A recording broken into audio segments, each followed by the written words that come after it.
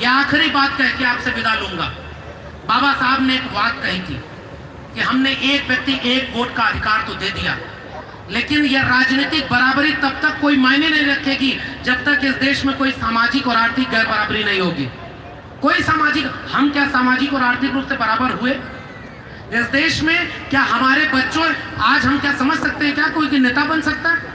हम लोग बिखरे हुए हैं साहब। और हमारे पूर्व के वक्ता ने बहुत शानदार बात कही कि हम सब बिखरे हुए हैं, ओबीसी समाज के लोग ही आपस में लड़ते हैं। और तो और छोड़िए, एक ही जाति में क्या विवाह होता है क्या आपके यहाँ? एक ही जाति, हमारे यहाँ यादवों में उत्तर प्रदेश में चलता है कि ग्वाल है कि ढढोर है, कृष्णौत है कि मजनौत है, तो हम लोग एक कैसे होंगे? बाबा साहब ने कहा जाति तब टूटेगी जब अंतर जाति विवाह करोगे, रोटी और बेटी को एक करो, तब जाकर जाति तोड़ोगे, और जब तक जात नहीं टूटेगी कुछ नहीं होगा। तो बाबा साहब ने एक बात कही भारत के संविधान के आखिरी संविधान सभा की बहस में, यह आखिरी बात है। उन्होंने कहा जब तक सामाजिक और आर्थिक बराबरी नहीं आएगी तब तक इस देश में लोकतंत्र नहीं आएगा। इस देश में संविधान अगर कागज का पुलिंदा मात्र ही बचेगा अगर इसे लागू करने वाले लोग अच्छे नहीं हुए। मैं आपसे पूछना चाहता हूं, आप हाथ उठाकर बताइए, क्या इस समय जिस देश में हम रह रहे हैं, जो कुछ हमारे आसपास हो रहा है वो बाबा साहब के सपनों के भारत के हिसाब से हो रहा है? जोर से बोलिए, क्या उनके हिसाब से हो रहा है? क्या आपके बच्चों को शिक्षा मिल रही? क्या रोजगार मिल रहा? क्या आपके 90% जमीन पर आपका मालिकाना हक है? क्या 90% संसाधन आपके हैं? कुछ नहीं है भाई।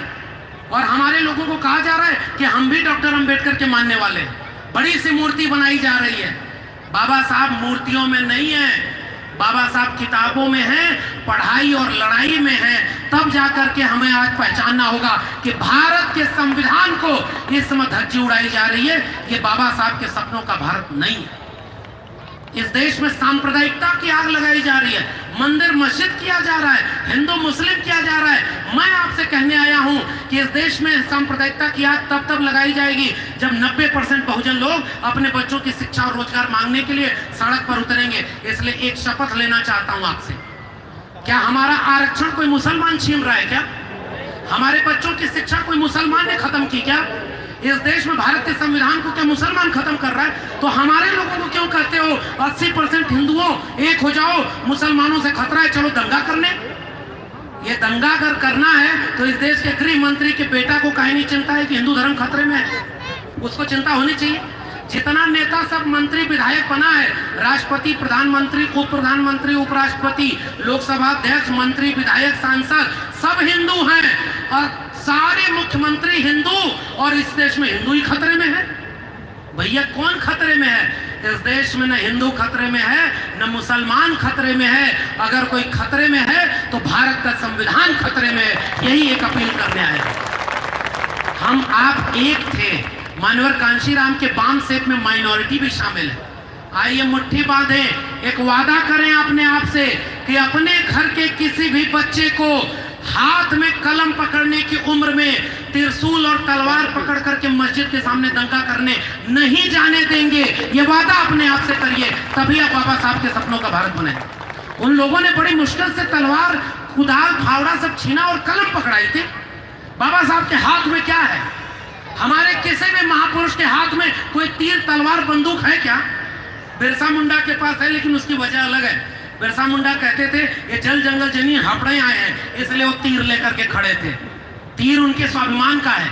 ये आखिरी बात आपसे करके जा रहा हूं, तथागत बुद्ध के हाथ में कोई हथियार है क्या? उनके हाथ में शांति का उपदेश है। इस दुनिया में दुख को दूर करने के लिए सत्य और अहिंसा का पाठ है। कबीर के हाथ में कोई हथियार था क्या? फिर भी कबीर बोल कर गए ना कि काकर पाथर जोर के मस्जिद लई चुनाए, ताचड़ मुल्ला बात दे क्या बहरा हुआ खुदाए। पाथर पूजे हरि मिले तो मैं पूजू पहाड़, ताते ये चाकी भली पीस खाए संसार। अरे इन दोन राह न पाई, हिंदुन की हिंदुआई देखी, तुर्कन की तुर्काई, अरे इन दोन राह न पाई। ये कहा था हमारे कबीर ने। वो कबीर बाबा साहब के गुरु थे। मोको कहाँ ढूंढे रे बंदे, मैं तो तेरे पास में। ना मैं मंदिर, ना मैं मस्जिद, ना काबे कैलाश में, ना मैं जप में, ना मैं तप में, ना मैं व्रत उपवास में। खोजी हो तो तुरते मिली हो पल भर की तलाश में। कहे कबीर सुनो भाई साधो, सब श्वासों की श्वास में वो मसीहा हमारा कबीर था। उनके हाथ में कोई तलवार नहीं थी ना। रविदास हमारे समाज से आते थे। मैं जब हमारे कह रहा हूं तो 90% लोगों की बात करूं। रविदास ने कहा कि जस केलन की पात के पात पात में